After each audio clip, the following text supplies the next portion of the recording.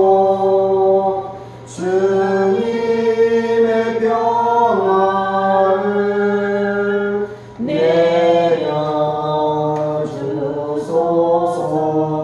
내려주소서. 아멘. 감사합니다. 오늘 말씀은 구약 전도서 9장 11절로 18절, 서신서는 고린도후서 11장 19절로 30절, 복음서는 마태 23장 6절로 12절까지입니다. 한 구절씩 나눠서 읽어보도록 하겠습니다. 구약입니다.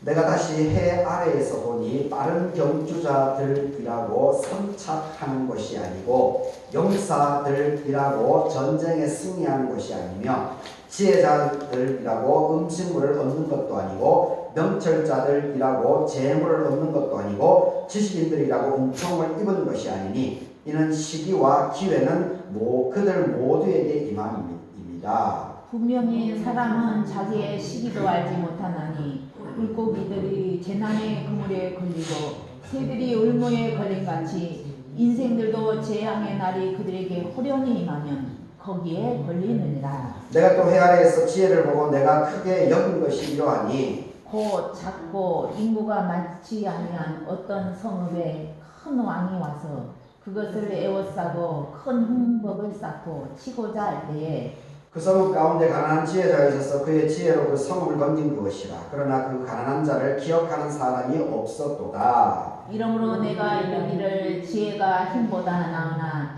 가난한 자의 지혜가 멸시를 받고 그의 말들을 사람들이 듣지 아니한다 하였노라. 조용히 들리는 지혜자들의 말들이 우매한 자들을 다스리는 자의 호령보다 나으니라. 지혜가 무기보다 나으니라. 그러나 죄인 한 사람이 많은 선을 무너지게 하느니라. 아멘. 고린도후서입니다. 너희는 지혜로운 자로서 어리석은 자들을 기쁘게 용납하는구나. 잡아먹거나 빼앗거나 스스로 높이거나 뺨을 칠지라도 너희가 용납하는도다. 나는 우리가 약한 것 같이 욕되게 말하노라. 그러나 누가 무슨 일에 담대하면 어리석은 말이나마 나도 담대하리라. 그들이 누구리나 나도 그러하며 그들이 이스라엘이냐 나도 그러하며 그들이 아브라함의 후손이냐 나도 그러하며 그들이 그리스도의 일꾼이냐 정신없는 말을 하거니와 나는 더욱 그러하리라. 내가 수고를 넘치도록 하고 옥에 갇히기도 더 많이 하고 매도 수없이 맞고 여러 번 죽을 뻔하였으니 유대인들에게 40에서 하나 감한 매를 5번 맞았으며 3번 태장으로 맞고 1번 돌로 맞고 3번 파선하고 일주야를 깊은 바다에서 지냈으며 여러 번 여행하면서 강의 위험과 강도의 위험과 동정의 위험과 이방인의 위험과 시내의 위험과 광야의 위험과 바다의 위험과 거짓 형제 중의 위험을 당했다. 또 수고하고 애쓰고 여러 번 자지 못하고 줄이며 목마르고 여러 번 굶고 춥고 헐벗었노라. 이 외에 이른 고사하고 아직도 날마다 내 속에 눌리는 일이 있으니 그 모든 교회를 위하여 염려하는 것이라. 누가 약하면 내가 약하지 아니하며 누가 실족하게 되면 내가 애타지 아니하더냐. 내가 부득불 자랑할진대 내가 약한 것을 자랑하리라. 아멘. 마태복음입니다. 이에 예수께서 무리와 제자들에게 말씀하여 이르시되 서기관들과 바리새인들이 모세의 자리에 앉았으니 그러므로 무엇이든지 그들이 말하는 바는 행하고 지키되 그들이 하는 행위에는 본받지 말라. 그들은 말만 하고 행하지 아니하며 또 무거운 짐을 묶어 사람의 어깨에 쥐되 자기는 이것을 한 손가락으로도 움직이려 하지 아니하며 그들의 모든 행위를 사람에게 보이고자 하니 곧 그 경문띠를 넓게 하며 옷수를 길게 하고 잔치의 윗자리와 회당의 높은 자리와 시장에서 문안받는 것과 사람에게 랍비라 칭함을 받는 것을 좋아하느니라. 그러나 너희는 랍비라 칭함을 받지 말라. 너희 선생은 하나요 너희는 다 형제니라. 땅에 있는 자를 아버지라 하지 말라. 너희의 아버지는 한 분이시니 곧 하늘에 계신 이시니라. 또한 지도자라 칭함을 받지 말라. 너희의 지도자는 한 분이시니 곧 그리스도시니라. 너희 중에 큰 자는 너희를 섬기는 자가 되어야 하리라. 누구든지 자기를 높이는 자는 낮아지고 누구든지 자기를 낮추는 자는 높아지리라. 아멘. 오늘 이 본문으로 약한 것을 자랑하는 믿음, 약한 것을 자랑하는 믿음, 이런 점으로 말씀 생각해 보겠습니다. 오늘은 사순절 세 번째 주일입니다. 그리고 절기로는 춘분 3일째를 보내겠습니다. 오늘 예배에 참석하신 여러분들에게 하나님의 은혜가 함께하기를 바라겠습니다. 오늘 오늘 이 세 본문에서 마태하고 고린도서에 보게 되면 특히 이제 고린도후서에 사도 바울의 아주 자기 고백, 고생했던 믿음을 지켜 나가는데 그렇게 산전수전을 다 거쳤음에도 불구하고 이 자기는 믿음을 끝까지 지켜 나간다라고 하는, 그래서 오히려 자기가 주변 사람들을 잘 이렇게 섬겨 나가는 것, 그것이야말로 나의 최고의 자랑거리다라고 이렇게 고백하는 것을 보게 됩니다. 그래서 약한 것이 이렇게 중요하다라고 하는 것을 이렇게 바울이 아주 당당하게 얘기하는 것을 보게 됩니다. 보통 일반적으로 우리가 이제 사회생활을 살아나가다 보게 되면 힘이 있고 힘이 있는 사람들에게 사람이 많이 붙을 수밖에 없습니다. 힘이 있는 사람, 그 힘이라고 하는 것이 권력이 될 수도 있고 돈이 될 수도 있고 그리고 자녀손들이 번성해 나가는 그런 것일 수도 있고, 하여튼 이 모양 저 모양으로 이 힘이 있는 사람 주변으로 많은 사람들이 몰리는 것이 일반적입니다. 그것이 이제 이 세상에 부정할 수 없는 그런 일반적인 삶의 모습입니다. 그런데 성경에서는 오히려 그 반대로 얘기를 하고 있습니다. 오히려 힘이 있고, 물론 이제 성경에서도 우리들에게 힘이 있는 것, 잘 먹고 잘 사는 것, 이것을 부정하는 것은 아닙니다. 그것을 부정하는 것은 아니지만은 우선적인 가치관, 더 중요한 가치관, 본질적인 가치관으로 이 힘이 있는 것을 갈망하기보다는 오히려 약하면서도 지혜롭게 주변 사람들 주눅들지 않고 주변 사람들하고 당당하게 섬기면서 함께 살아나가는 것, 이것을 더 강조하고 이것을 더 중요하게 여기고 있는 것을 보게 됩니다. 그래서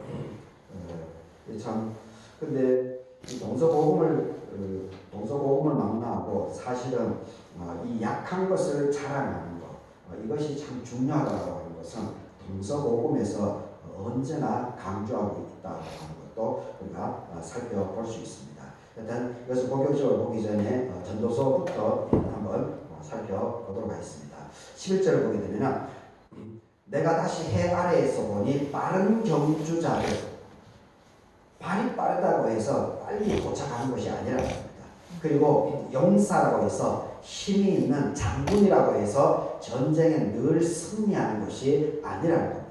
그리고 지혜자와 명철자, 지식인, 이게 전부 다 지금 11절에서 얘기하고 있는 빠른 경주자, 용사들, 지혜자들, 명철자들, 그리고 지식인들, 이 모든 것이 일반적인 세상적인 가치관에서 힘이 있는, 능력이 있는 유능한 사람의 어떤 상징적인 그런 표현이 아니겠습니까? 그런데 이 빠른 경주자, 용사, 그리고 명철자, 지혜자, 지식인, 이런 사람들이라고 해서 자기에게 좋은 일만 일어나는 것이 아니라는 겁니다. 맞죠? 그 말이. 발이 빠르다고 해서 빨리 도착하는 것도 아니고, 용사라고 해서 전쟁에 계속 승리하는 것도 아니고, 지혜자라고 해서, 명철자라고 해서, 지식인이라고 해서 늘 언제나 은혜와 은총을 입는 것이 아니라는 겁니다. 단적으로 제가 지난주에 요즘 이제 한재봉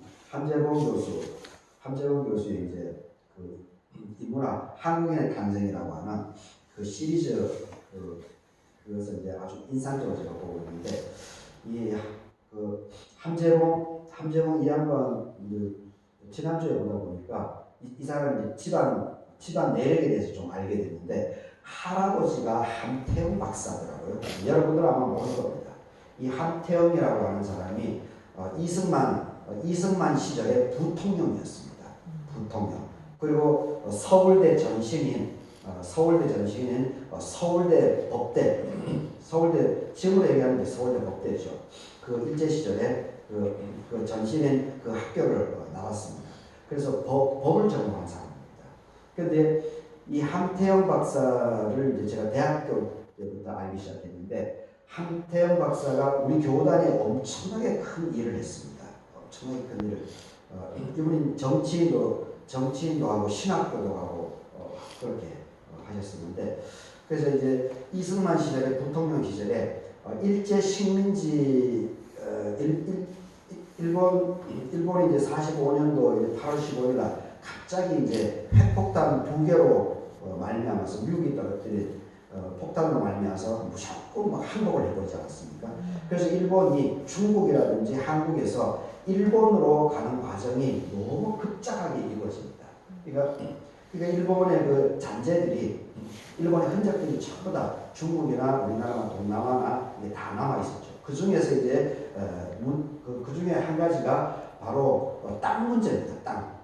일본이 차지하고 있었던 그리고 일본인들이 차지하고 있었던 이 땅들은 전부 다 우리 국가에서 다 몰수해버렸죠. 다 몰수해버렸어요. 그래서 해방 정국에서 이승만이 이제 대통령이 되고 이제 자유당 시절이죠.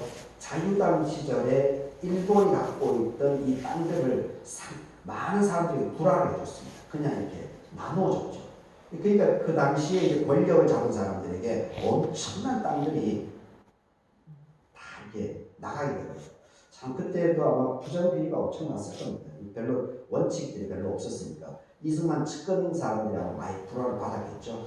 그 중에서 이제 우리 교단 지금 제가 이제 대학원을 다녔던 한신대 북한산 자락에 있는 수유리 그 한신대 신학대학원 사실 그 터가 여러분들이 가보지 않아서 잘 모르시겠지만 지금 부지가 얼마 남지 않았습니다. 조그마한 아마 그게 몇 평 되려나요? 한 5,000평은 안 될 겁니다. 그 산까지 다 합치면 한 5,000평 정도 되려나? 5,000평 정도밖에 안 되겠지. 막 규모가 축소했는데 원래는 그 대학원으로 가는데 이제 그 직선도로가 쭉 정문 앞까지 직선도로가 있습니다. 4차선 도로가 4차선, 3차선 그 도로가 쭉 있는데 그 정문에서부터 한 7, 800m 그 사거리에 그 송암교회가 있습니다. 송암. 그 함석헌 선생님의 호가 송암입니다. 송암인데 송암교회가 그 사거리에 있는데 사실 거기까지가 원래 이승만 시절에 함태영이 부통령이었기 때문에 이 함태영 선생님이 불화를 받았습니다. 그래서 우리 교단 터가 바로 거기가 된 겁니다. 그러니까 함태영 박사님이 이 신학교를 세울 수 있는 그 터전을 이 함태영 박사로 인해 가지고 우리 교단에 들어오게 된 겁니다. 그래서 지금까지 변함없이 거기서 많은 사람들이 신학 훈련을 받고 있는 그 삶의 표가 됐습니다. 근데 함태영 이제 이 함재봉의 그 할아버지고 그리고 이 아버지를 보니까 이 사람이 참 제가 좋아하지 않는 사람인데 전두환이 대통령 시절에 비서실장을 했더라고요. 비서실장을 한병춘이라고. 그런데 그때 전두환 때 무슨 사건이 벌어졌습니까? 미얀마 아웅산 가서 그 외국에 가면 늘 그 나라의 우리나라의 국립묘지와 같은 현충원과 같은 그런 곳에 국가 정상이 반드시 거기에 참배를 하게 되어 있습니다. 그래서 이제 전두환도 이제 우리 일행들과 함께 그 아웅산 그 국립묘지를 이제 방문을 하게 된 거죠. 그때 폭탄이 터졌죠. 폭탄에 대해서 전두환은 이제 늦게 왔기 때문에 죽지를 않았지만 그 폭탄으로 말미암아서 보니까 이 아버지 한병춘 이분이 이제 돌아가셨더라고요. 그래서 이제 이 함재욱 이 양반이 그때 경제학을 공부하다가 아버지가 죽었으니까 젊은 나이에 죽었으니까 그 충격도 있고 정신적으로 이제 방황도 하고 그러다가 이 정치가 도대체 뭔가 그래서 이제 경제학에서 정치학을 바꿔서 계속 미국 유학도 하고 공부를 하시더라고요. 근데 그 양반이 강의를 듣다 보니까 청나라 말기 청나라는 여진족이 세운 누르하찌가 세운 곳이죠. 누르하찌가 세운데 이 여진족은 이 팔기군이 유명합니다. 팔기군이라고 하는 것이 이 사람들은 원래 이 동이족이기 때문에 우리 이 여진족은 고구려 시절에는 이 여진족이 고구려의 한 멤버였습니다. 한 멤버였는데 나중에 이제 조선으로 넘어오면서 이제 여진족이 별도로 이제 자기 독자적인 나라를 만들게 됐는데 하여튼 이 사람들이 말을 잘 타죠. 말을 잘 타고 활도 잘 쏩니다. 그리고 목축업을 하죠. 그리고 농업도 합니다. 그러니까 이 양반들이 이 팔기군이 바로 말을 타고 활을 잘 쏘는 몽고족하고 비슷한 그런 사람들이 바로 이 팔기군입니다. 그래서 이 전쟁에 아주 승승장구했기 때문에 중국 대본토까지도 점령하게 됐습니다. 그런데 이 팔기군이 나중에 청나라가 200년 동안 유지되죠. 이 청나라 말에 이 팔기군이 힘이 하나도 없습니다. 능력이 발휘가 되지 않습니다. 200년이 지나고 나서. 그러니까 여기서 이제 빠른 경주자 그리고 영사라고 해서 항상 전쟁에 승리하는 것이 아니라는 겁니다. 늘 긴장해서 일상적으로 훈련을 하고 그렇게 해야 그것이 유지가 되는 것이지 그냥 조금 편안해지고 이렇게 되면 다 정신이 훼손되기 때문에 아무리 그 것만 뻔질질 하지 실제적인 팔기군의 청나라 초기에 그런 능력이 나올 수가 없다는 겁니다. 여하튼 이 모든 것들이 자만하게 되면 교만하게 되면 이게 그 실력이 능력이 발휘되지 않는다는 겁니다. 그래서 12절에 물고기라도 새라도 물고기가 얼마나 물 만나면 물고기는 아주 자유롭지 않습니까? 그런데 물고기도 그 물에 걸리는 거죠. 그리고 새도 이 올무에 걸리게 된다는 겁니다. 그래서 오늘 본문에는 나와 있지 않지만 이 전도서 9장 앞부분에 1절에서 11절까지 뭘 강조하는가 하면 9장 1절에 모든 것이 이 모든 천지만물에 그리고 사람의 생각, 이 눈에 보이지 않는 정신세계 이 모든 것들이 전부 다 하나님의 손 안에 있다라고 하는 것을 전도서 9장 1절에서 강조합니다. 그리고 11절에서 빠른 경주자, 용사, 그리고 지혜자, 지식인, 명철자 이 사람도 교만하게 되면 그 능력이 발휘가 되지 않듯이 어려운 일을 어느 누구에게도 다 경험될 수 있다는 겁니다. 그래서 11절 마지막에 이는 시기와 기회는 그들 모두에게 임한다. 시기와 기회라고 하는 것이 능력이 있건 없건 돈이 있건 없건 용감하든 용감하지 않든 그 모든 사람들에게 기회들은 반드시 주어진다는 겁니다. 그러니까 잘나고 힘이 있고 그렇다고 해서 그런 사람 부러워할 필요가 없다는 겁니다. 그러면서 이제 9장 1절에서 11절까지 해서 강조하는 것이 뭐냐면은 우리가 할 수 있는 것, 우리가 해야 되는 것, 이것을 이제 7절, 8절, 9절, 10절에서 얘기를 하고 있습니다. 7절에서 뭘 얘기하는가 하면은 남들 부러워하지 말고 남들 비교하지 말고 첫 번째 7절에서 첫 번째로 뭘 얘기하는가 하면은 너는 가서 기쁨으로 즐거운 마음으로 너의 음식물을 먹어라. 그리고 즐거운 마음으로 너의 포도주를 마셔라. 그러니까 매일매일 남들을 부러워하고 비교해가지고 나를 짓밟고 나는 왜 이 모양이 꼴이야. 나를 무시하고 이렇게 하지 말라는 겁니다. 그냥 하루하루 생활하면서 나에게 주어진 삼시세끼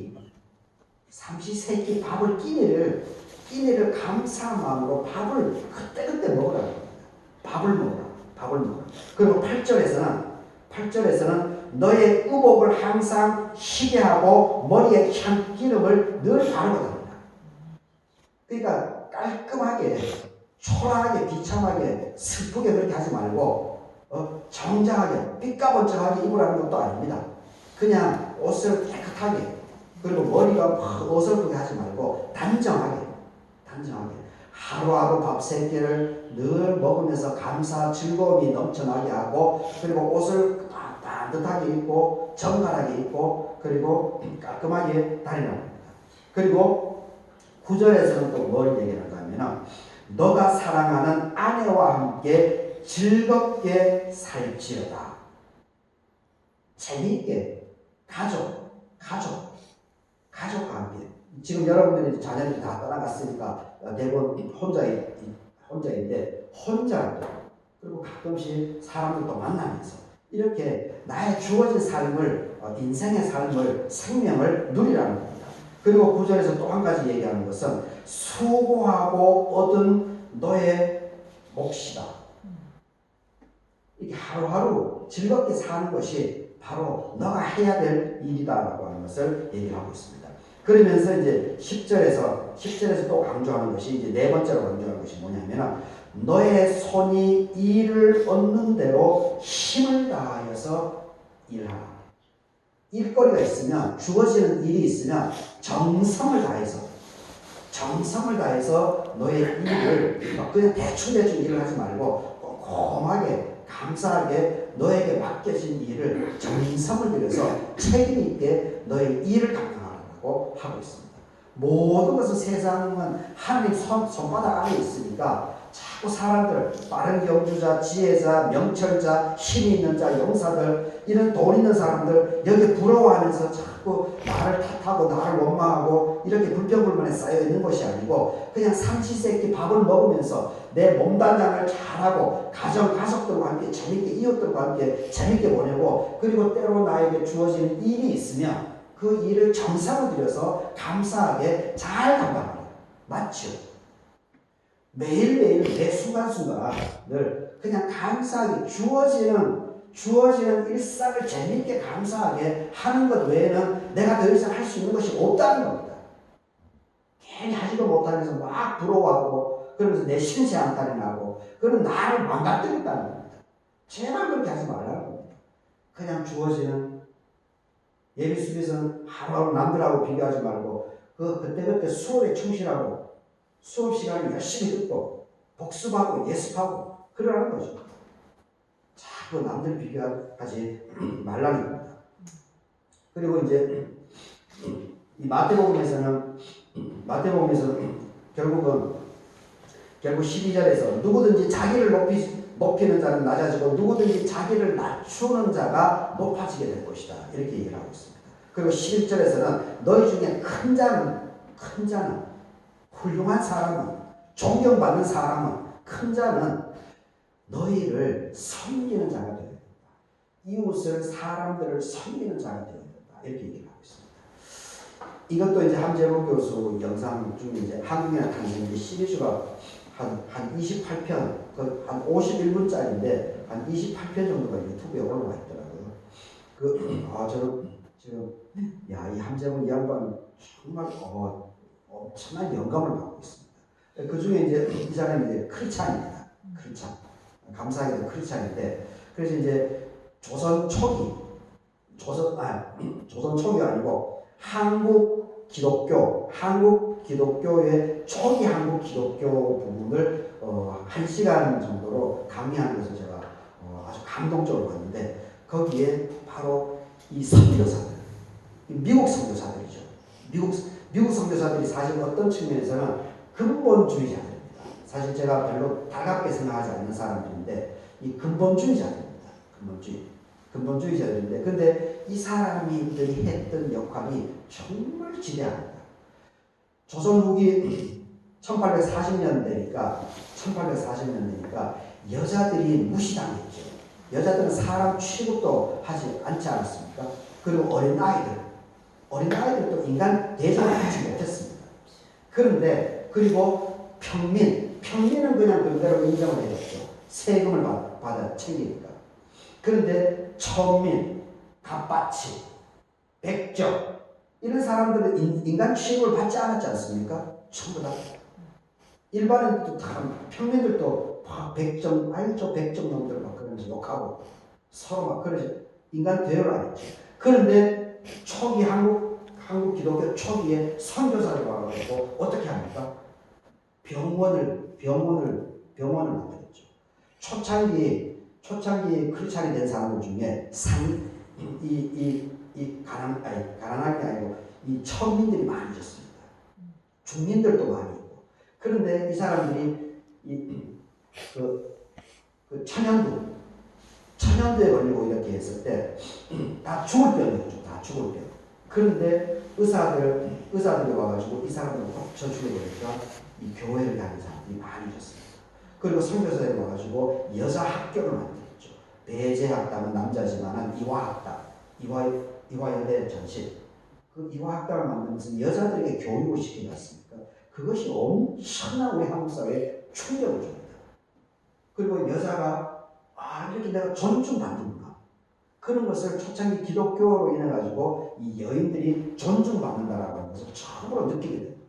그러면서 이 기독교가 엄청난 우리 한국 사회에 선한 영향력을 엄청나게 많이 버리게 되는 거죠. 근데 이제 80년대에 들어와서부터 이제 어떻게 됩니까? 70년대, 이제 80년대 들어오면서 이제 한국 교회가 대형화되죠. 대형화.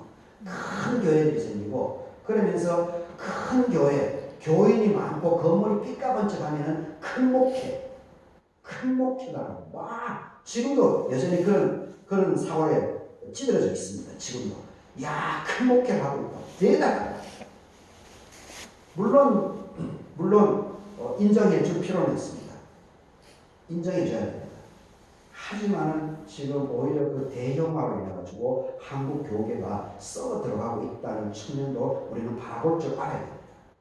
제가 누누이 최근에 얘기하지만 그 부산의 세계를 지금 이 내란 시국을 하나님의 이름으로 합법화해주고 그건 하나님의 교회라고 할 수가 없죠. 어쨌든 섬기는 자가 되어야 큰 자다라고 합니다. 정말 우리 초창기에 선교사들이 그렇게 우리 한국 사회에서 다 무시받고 천시하고 있는 그 사람들을 존중해 준 것이 아니겠습니까? 이것이 실제적인 섬김의 이건 뭐 상상을 초월하는 섬김이죠. 그러니까 그 사람들이 자부심을 가지고 이 한국 교회를 일으켜 세우면서 지금까지 이게 유지되어져 온 것이 아니겠습니까?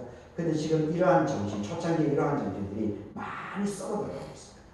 지금 오늘 본문에서 얘기하는 서기관과 바리새인, 예수님이 그렇게 싫어하고 욕하고 있는 서기관과 바리새인의 모습이 지금 한국 교계의 모습이 되고 있습니다. 그러니까 이게 참 하나님의 이름을 얘기하면서 예수님께서 그렇게 싫어했던 선생이라 랍비라 칭함을 받고 선생이라 칭함을 받는 것을 뿌듯해하고 교회가 목사가 그것이 비일비재합니다. 그래서 이 마태복음 23장에서 예수님이 어떻게 얘기합니까? 3절에서 그러므로 무엇이든지 서기관하고 바리새인들이 말하는 것은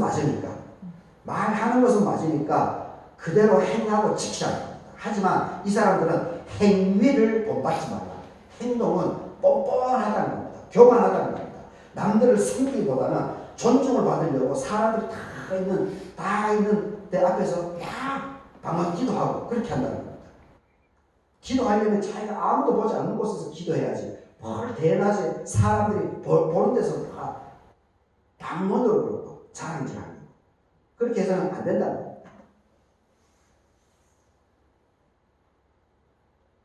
6절에서 경문띠를 넓게 하고 옷수를 길게 하고 경문띠를 넓게 하고 신명기서에 하나님의 말씀을 이마에 손에 팔찌에 이렇게 하라고 있지 않습니까? 이것을 막 크게 하고 대자로 크게 막 붙여가지고 내가 이 정도로 율법을 하나님의 말씀을 가까이 하고 있어.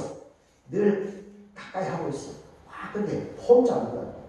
실제로 그러니까 성경의 말씀은 많이 알지만 그 말씀대로 삶을 살아가지는 않고 6절에서 잔치의 윗자리, 회당의 높은 자리, 7절에 시장에서 문안 받는 것, 사람에게 납비라 칭함을 받는 것, 그리고 8절에서 선생으로 칭함 받는 것, 이런 것만 좋아하지 실제로 낮은 자세로 그리고 이 사람을 섬기는, 그리고 무시당하는 사람들을 이렇게 대접해 주려고 하는, 존중해 주려고 하는 이러한 모습은 하나도 없다는 거예요.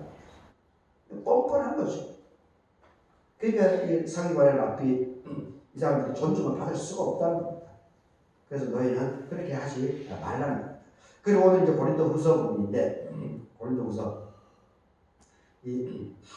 고린도후서 결국 이제 사도 바울이 이제 자기를 자랑하고 있는 부분인데, 자랑을 하기 위한 부분이 아니고, 나는 이러한 사람이다. 나는 이렇게 잘난 사람이다. 그럼에도 불구하고 나는 이 잘난 것을 자랑질하지 않는다. 오히려 나 자신으로 여러분들을, 어려운 사람들을 위해서 구박을 받으면서 매를 맞으면서, 그럼에도 불구하고 예수 그리스도를 부정하지 않고 내가 이렇게 예수 그리스도를 증언하는 삶을 살아가고 있다는 것을 강조하고 있습니다. 22절에 보시죠. 너희들이 히브리인이냐? 히브리인은 유대인들이죠. 유대인이냐? 나도 그러하다. 그들이 이스라엘인이냐? 나도 그러하다. 너희들이 아브라함의 후손이냐? 나도 아브라함의 후손이냐? 23절 그리스도의 일꾼이냐? 정신없는 말을 하려니와 나는 더욱 그리스도의 일꾼이다. 그러면서 그리스도의 일꾼으로서 어떻게 고생을 했는지를 여기 그 이후부터 자세하게 아주 기록을 해놓고 있습니다. 한번 제가 읽어드리겠습니다. 내가 수고를 넘치도록 수고를 하고 옥에 갇히기도 더 많이 하고 매도 수없이 맞아서 여러 번 죽을 고비를 넘겼다. 예수 그리스도를 증언하다 보니까 유대인들도 나를 핍박하고 이방인들도 나를 무시했다는 겁니다. 그래서 유대인들이 자기를 어떻게 했는지 24절에서 얘기를 하고 있습니다. 40에서 하나 감한 매를 5번이나 맞았다. 39대. 39대를 5번. 200대를 맞았다. 그리고 25절에서 태장, 긴 것이요. 3번이나 태장을 맞았다. 그리고 돌은 1번 맞았다. 돌도 맞았다. 이 돌에 맞는 건 뭡니까? 현장범이죠. 현장에서 하나님을 무시하는 말을 할 때 유대법에 의해서는 현장에서 돌을 던집니다. 스데반 집사가 현장에서 돌을 맞아 죽었죠. 예수 그리스도를 증언하는데 유대인들이 하나님을 모독한다라고 하면서 이 스데반 집사를 돌로 쳐서 죽였습니다. 그때에 바로 사도 바울도 거기에 같이 있었습니다. 그때만 하더라도 이 사도 바울은 유대인이었기 때문에. 근데 이 사도 바울도 1번 돌을 맞았다는 겁니다. 그리고 3번이나 파선을 했다. 배를 타고 이동하는 중에 3번이나 풍랑을 만나서 배가 난파했다는 겁니다. 그리고 일주일 동안 그래서 깊은 바다에서 지냈다는 겁니다. 산전수전